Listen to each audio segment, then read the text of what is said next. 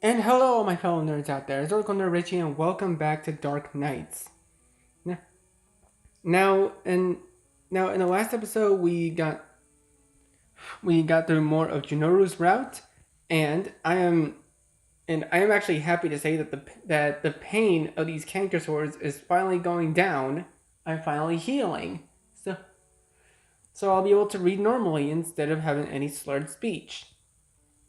Uh, and to be honest, having a canker sore was relatively annoying. But so now I'll be able to read normally. Honestly, thank God. I don't need any more canker sores in my life. So anyways, let's go ahead and continue. Well, this is an interesting way to start the holiday. I close my eyes and try to relax. It's been quiet for a while. Jinoru should have finished his shower by now. Should I check on him? Make sure he's alright, he can take care of himself. The last thing you'd want to do is to walk in on someone while they're showering. So I'm pretty sure Jinoru can take care of himself, right? Pretty sure he can. Ju can handle himself, so there's no need for me to worry. I go to the window and open it for some fresh air. The moonlight brightens the clear night sky, and the longer I stare, the more stars I notice. I rest my arms on the edge of the windowsill, and before long I fall asleep. I suddenly wake up to the sound of Jinoru's voice. He seems to be calling for me. Miss Miyoko, may I borrow a towel? Ah, of course, I'm coming. Did I forget to leave towels in the bathroom?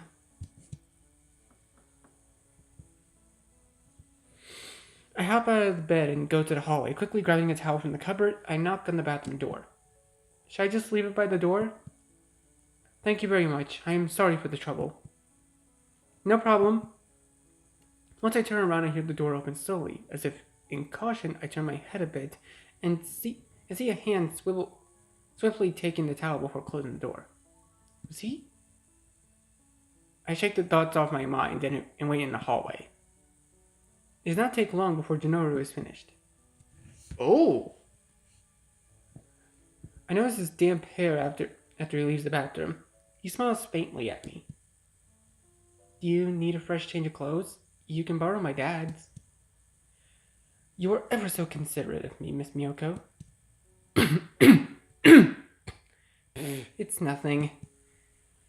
You have done nothing for me al- You have done enough for me already. I do not wish to trouble you further. Gennaro bows gracefully before leaving.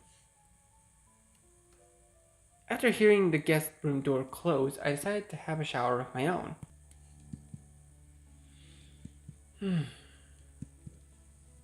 Finally clean, I close the bathroom door behind me. With Jinoru here, I feel so much safer. Maybe I should tell him about those creepy stalkers I have. He may know what's going on. As I head through the hallway, I notice a light from downstairs. Oh? To my surprise, Jinoru is sitting in the living room. The dim light makes him appear even more mysterious than usual. Hey, what are you up to?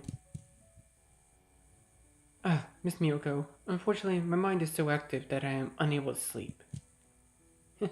I can understand that. I get us each a glass of water before sitting opposite Jinoru.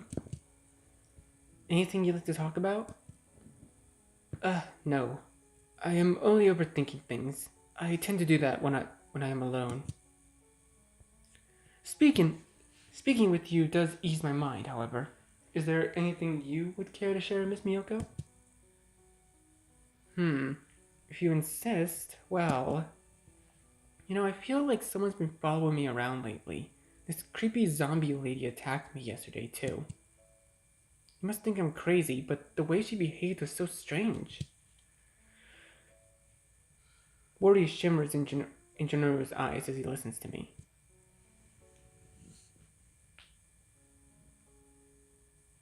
I don't think I'll risk going out at night again. I'm worried there are more of those creepy people. I reported the incident to the police, but they didn't seem to take me seriously. I believe it would be best not to report any future incidents. Why not? Isn't that what the police are for? More people are getting hurt, Jew. Because, Miss Miyoko, I am terribly sorry to have deceived you. In truth, I am the one who spread the rumors about the demon. Of course, there is no demon, only dangerous people like the woman you described. I had to ensure everyone knew something dangerous was lingering in the village, and General Rose's gloved hands together. I sensed guilt in his uneasiness. I'm not upset. Whether there is a demon or just dangerous people, you did the right thing. But Jinoru, why did you hide this from me? At first I just wanted to warn you without frightening you. Now, however, the situation has become worse than I anticipated. Jinoru leans forward in his seat, hiding his face in his hands. I get the impression he still does not trust me enough to tell me everything. If you think it's for the best, I'll keep this between us. I just hope I won't run into anyone else like that woman. It was seriously scary and grotesque. Even drunks don't try to bite people. If you're going to try to stop them, I want to help. I appreciate your offer, but it is rather complicated. He lets out a sigh and runs a hand through his hair. I am not certain of what to do either. I wish these disappearances and reappearances would end, the same as anyone else. Even if I had a solution, the situation does not allow me. I made mistakes, and consequently pulled you into this, Miss Miyoko. For that, I am sorry. It's not your fault I was stalked, Jew. It happens more often than I'd like to admit. Jinoru smiles faintly in my attempt to reassure him. It is getting late. Although you are on holiday, you should make sure you rest well. You're right. I'm going upstairs then.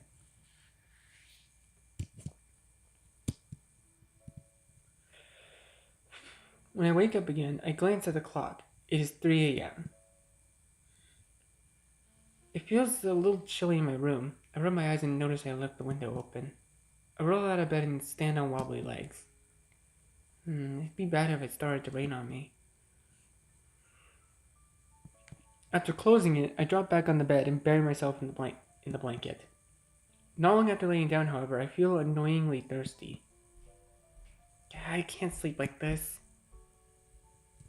I head to the kitchen through the darkness. Since I have lived here forever, I can easily walk around with my eyes closed without bumping into anything. I hate waking up in the middle of the night. With my thirst quenched, I roll back into bed and let out a satisfied sigh. As I stretch my arms, I hit something unexpected with my hand. What the? I turn my head and find myself staring at Jinoru's back. What? Why is he sleeping in my... I look around and realize I entered the wrong room. Oh dear, oh no, please tell me I didn't wake him. I sit up carefully, trying not to wake him, but notice something is off. I cannot resist the urge to confirm by reaching out and touching his bare hand. What does she mean by that? My, he's really cold. Ju? Hey? Are you okay? His eyes remain closed, and he is unresponsive. I desperately call his name. Jinoru, please, wake up! As my panic begins to bubble over, Jinoru finally stirs. What? Oh, Miss Miyoko? He stares up at me in confusion before carefully sitting up. I take the opportunity to jump out of his bed as quickly as possible. It's not what you think. I feel my cheeks heating up. There's no way to explain such an awkward situation. I was worried about you. Your body feels so cold. Not that I was trying to feel it. Yes, this is how I am naturally. I gaze him with disbelief, but before grabbing his arm to check again, but Jinoru gently pulls away. I'm sorry to have worried you, but I'm completely fine. He slowly reaches out to stroke my hair, which only makes it harder for me to calm down. Um, okay. I'm trying to think of something else to say when Jinoru suddenly stiffens and shoves me away from him. Too stunned to respond to his sudden actions, I'm shocked even further by a loud noise that Jinoru jerks back. Oh, it's him again.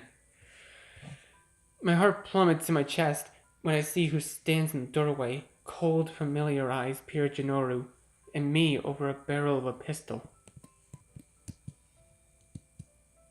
Creepy gas mask guy?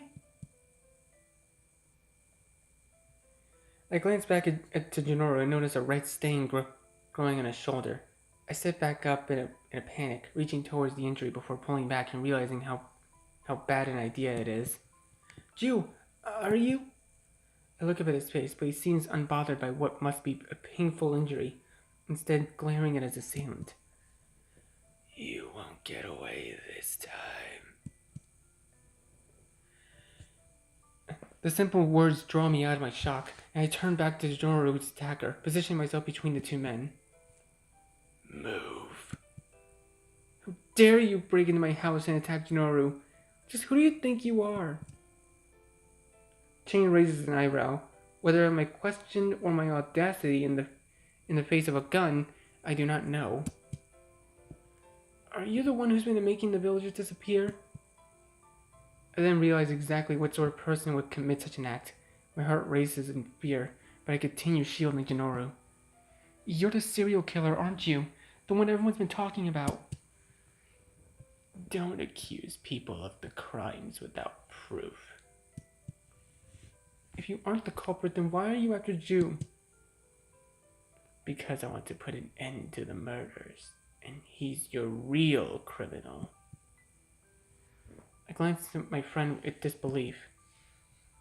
Instead of defending himself, Jinoru meets my gaze for a moment, then turns away looking sad. Jew? I am grateful for your kindness, Miss Miyoko. Huh? Why are you saying that now? I am so sorry to have involved you in this, but he is telling the truth. Huh? Why, Jew? That can't be true. Chain takes advantage of my confusion, rushing forward to forcefully yank me off the bed and stabbing Jinoru in the heart with a dagger in the same fluid motion. I pull myself to my feet as quickly as I can, only to stare in horror as Jinoru calmly pulls the dagger out of his chest. Chain makes an irritated sound, stepping back and reaching into his jacket. Jinoru gives me a small smile as he drops Chain's dagger to the ground. May we never meet again, Miss Miyoko. I do not have the time to reply before Chain pulls out his gun again, leveling it at Jinoru.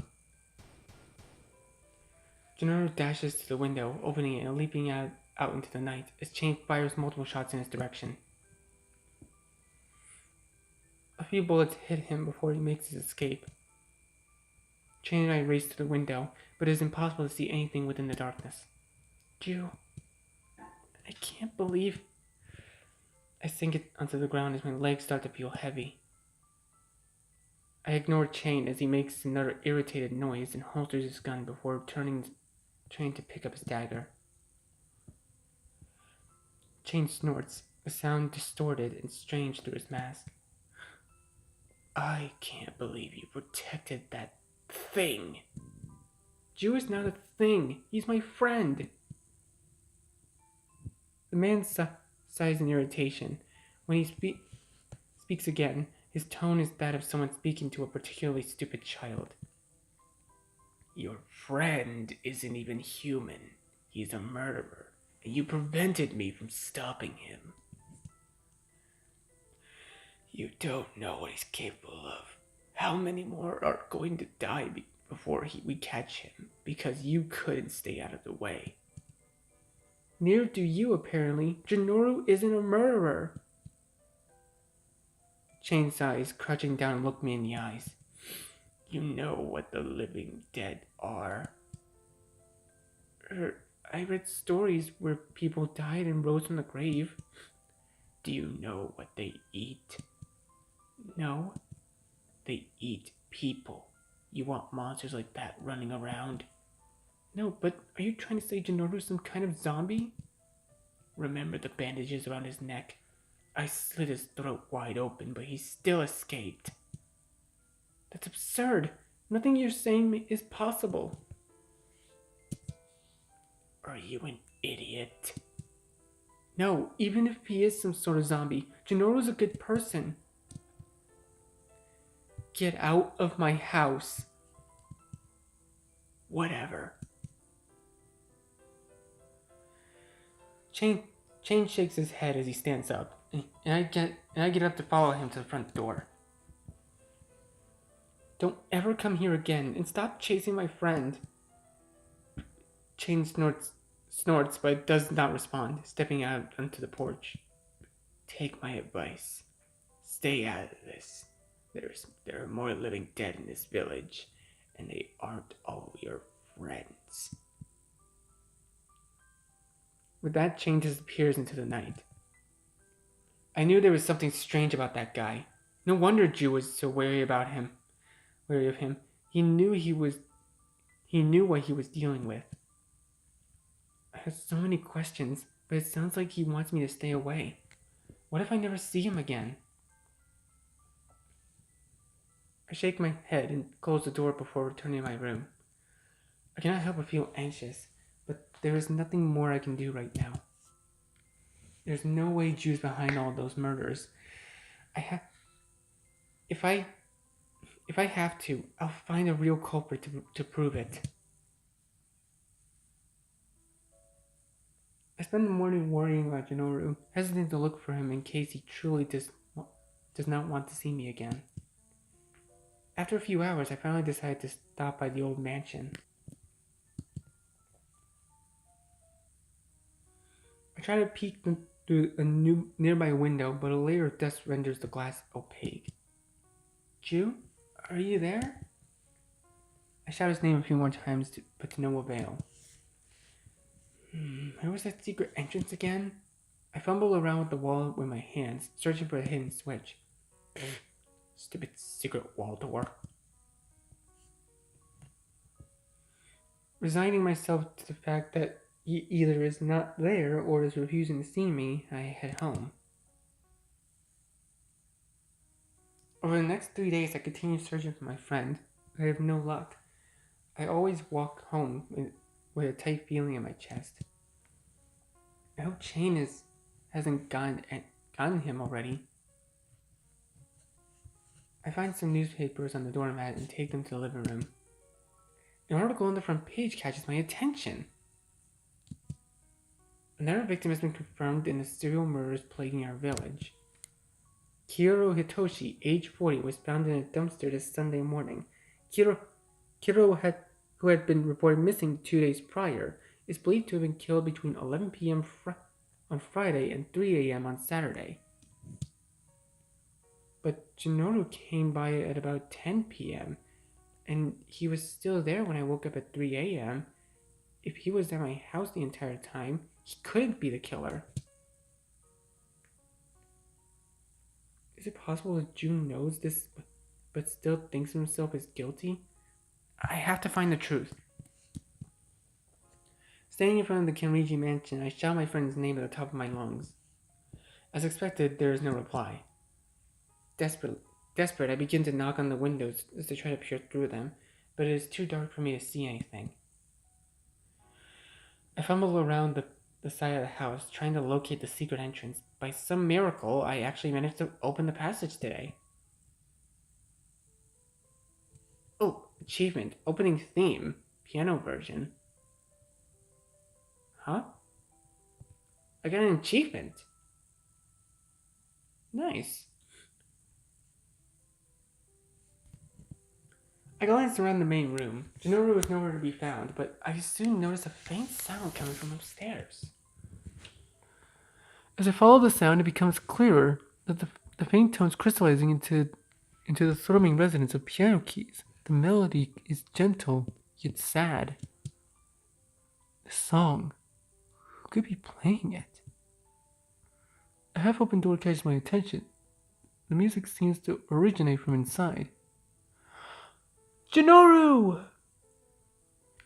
I approach the doorway, peering through to find Jinoru seated on the bench of a grand piano.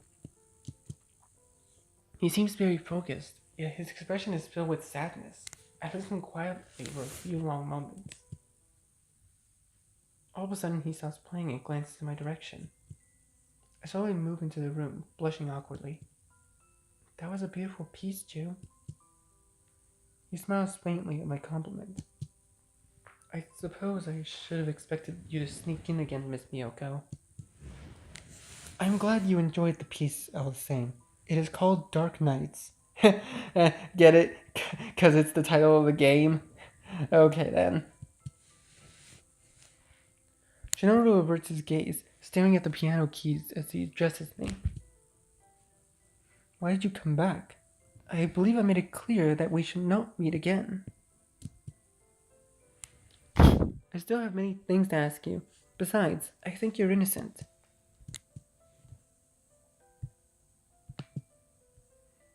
I cross the room and hand Jinoru the newspaper, pointing to a relevant article. As he skims through it, I remind him that he was where he was that night, when I waited for him to draw his own conclusion.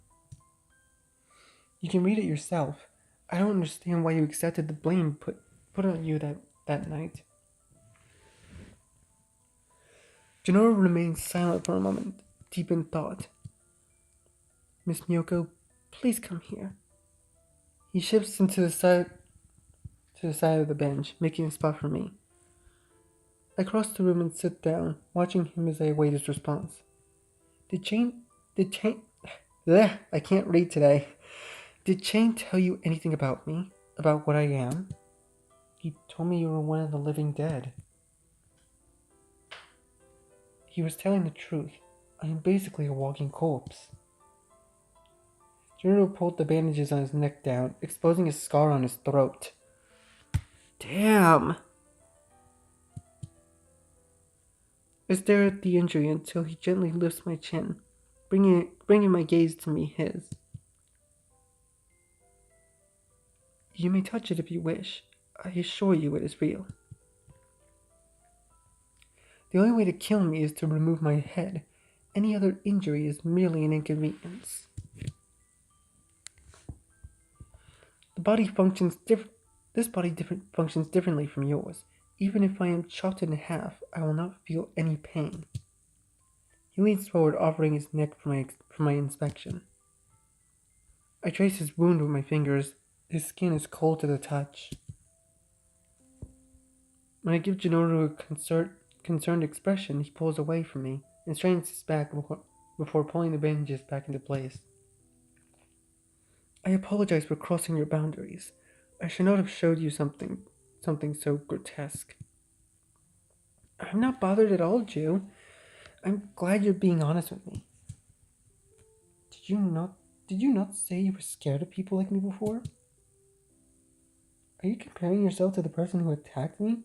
Jinoru, you're totally different from them. Even if you're a little different from me, it doesn't change the fact that I like you. As a person, that is. I hurriedly turn away as soon as I realize what I blurted out.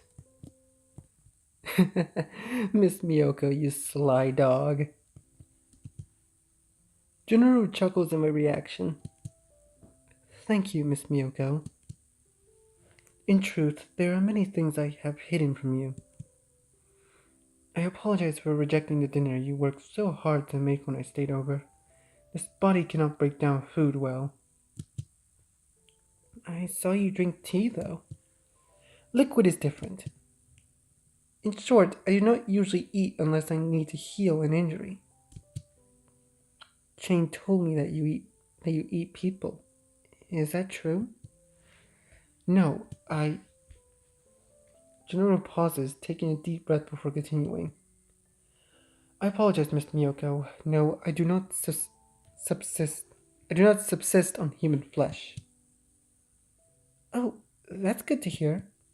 Eating it would allow me to heal faster, as my body would replace damaged cells more easily, but there is no need for me to consume it regularly. So you do? I neither kill nor eat people.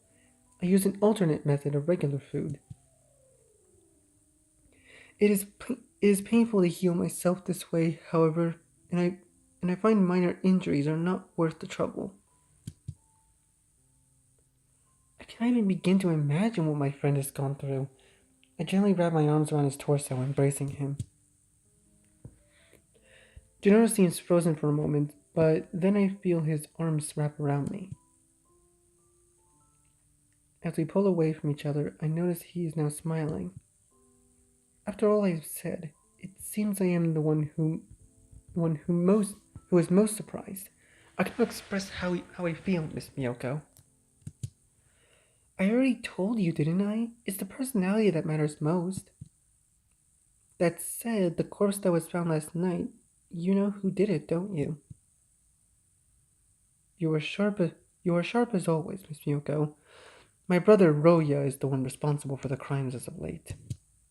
So you've been covering up the evidence for him? Yes, he told me he was only attacking certain people, but I still wish he would stop. Why are you taking responsibility for his actions? You're your own person, Jew. He is the only family I have left. It is natural for me to protect him. As is obvious by this point, Roya is also a living dead, although we are fundamentally different. He requires human flesh in order to sustain his existence. I stare at him, horrified. Those demon rumors have turned from lies into truths. That is what I feel most guilty about. Isn't there a way to stop him? I have tried, but there is nothing more I can do. Junoro rests his elbow on the piano, appearing more troubled by the moment. I cannot simply allow my only brother to die, and yet I cannot watch him as he murders the villagers either. I have quite the dilemma on my hands. Why don't we talk to him together? Two minds are better than one. Miss Miyoko, it is better if you... Hey, this is my problem too. I've lived here all my life, you know. If I if I have even the smallest chance to make this right, I want to do whatever I can. I give Jinoru a determined stare. Before long, he gives in. You will not simply drop the conversation, will you? Of course not. It seems I have no other choice then. I will accept your help on one condition. Do not tell anyone else about this. The state of the village is already unstable. I give a thumbs up and nod. Well, Miss Miyoko, I am glad you stopped by. But now would be a good time for you to be on your way. My brother may wake up soon. This is the perfect chance then. We can talk to him together when he's up. To be honest with you, I do not think now is a good time. I do not know what has been on Roya's mind lately. As a fond cue, footsteps begin down the hallway, and the door is slowly opened. A tall blonde stands in the doorway. Hey, Juju. I thought I heard you talking to someone while I was in the shower. Miss Cutie again, huh? What good timing. We were just saying we wanted to talk to you. Oh, that's who he is! Wait, so they're brothers? Honestly, I can kind of see the resemblance. I probably should have noticed the eye color, to be honest. The eye color is a dead giveaway. That's unexpected. Roy attempts to approach me, but Gennaro blocks him. Aw, chill, Juju. I'm not gonna do anything to her. Do not call me by that weird nickname. But you're my adorable little brother. Why not? Their chemistry ever puzzles me. Gennaro has almost made Roy sound like a crazy person, but he seems fairly harmless to me. Then again, I shouldn't assume anything. Roya, we need to talk about those accidents. Roya looks in my direction, tilting his head slightly. Did you seriously tell her everything? I could not. Is she even trustworthy? If not, well, you know the drill. The blonde begins approaching me once more, his mysterious eyes gazing into mine.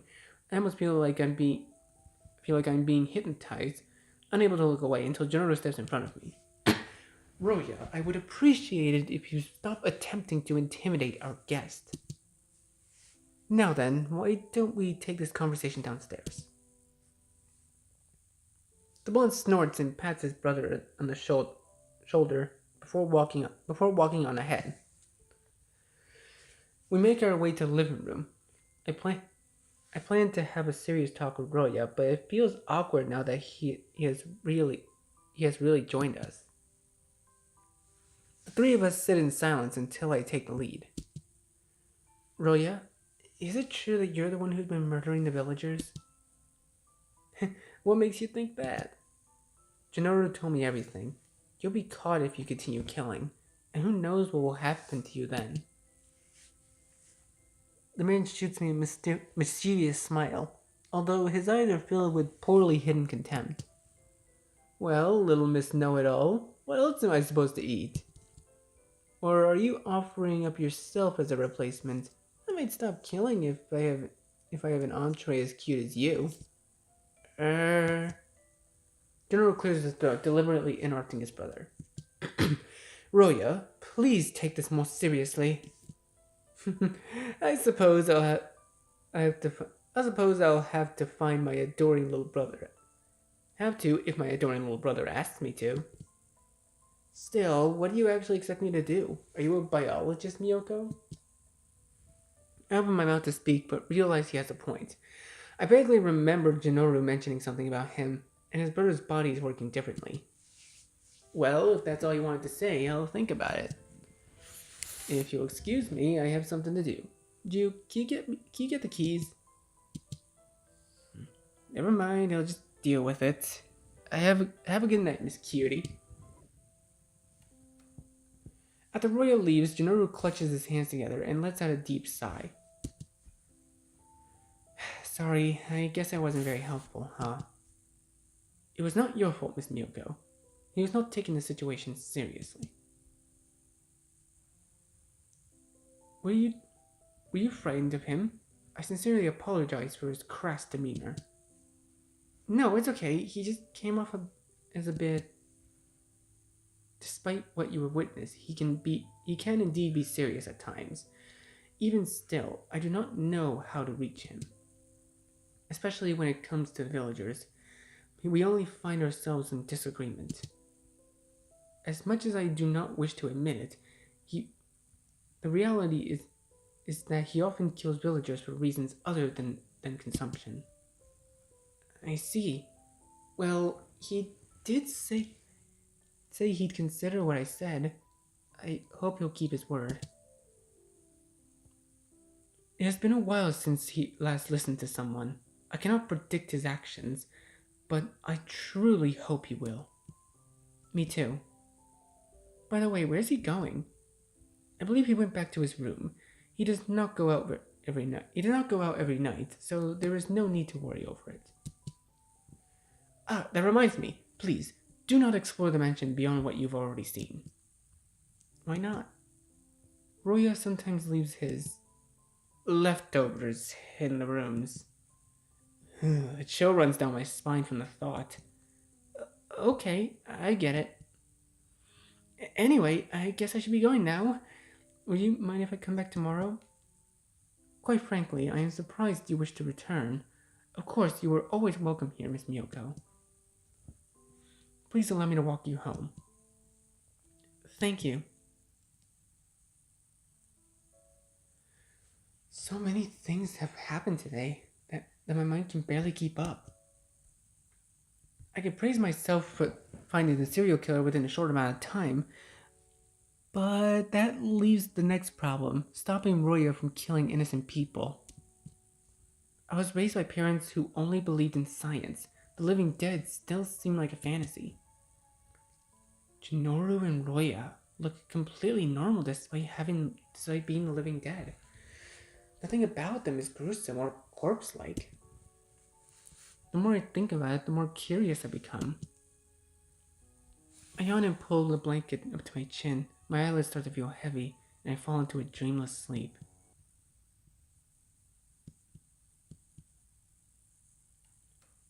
I wake up to the sound of a door slamming from somewhere inside the house. I sit up and peer around the room. What was that? I'm sure I locked everything this time. I step out of my bedroom to check the hallway. There's nothing but silence. Where did the sound come from? As if answering my question, I notice movement in the darkness. Show yourself! The floor creaks as the shadow creeps closer. I quickly try to find the light switch, unable to recognize the figure. I fumble against the wall, but realize who my visitor is before I can turn on the lights. Roya? What are you doing in my house? Oh, I was hoping for a stronger, more scared reaction, this cutie. Breaking into someone's house isn't a joke. How did you even get in here? You didn't lock the door. Anyone could have walked straight in. Yeah, right, I remembered to lock it this time. If you broke the lock, you'll have to pay for it for repairs. Oh, don't make me look bad. I just wanted to see your cute face again. In the middle of the night? What are you, a pervert? Anyway, go back to your brother. I'm sure he's worried about you. Nah, he'll be fine on his own. You, on the other hand, have loneliness written all over your face. I didn't ask for your company. Roya steps forward and grabs my arm forcefully. Really? Kick him. Honestly, in this situation, I would literally kick him. He peers deeply into my eyes. I freeze for a moment, and then Oh, we actually have a choice. What do we do? What do we do, fellas? I honestly don't know what we should do.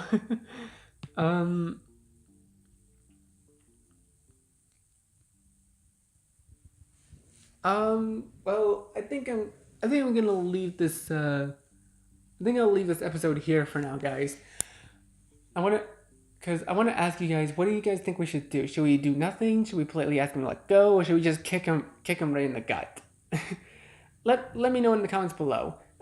So anyways, thank you guys so much for watching this video. Please leave a like, comment what you think, share this with your friends, and be sure to subscribe and click the bell so you don't miss a single notification. I'll see all of you in the next video. Goodbye. You say you wanna try, but you never do. Sugar, there's a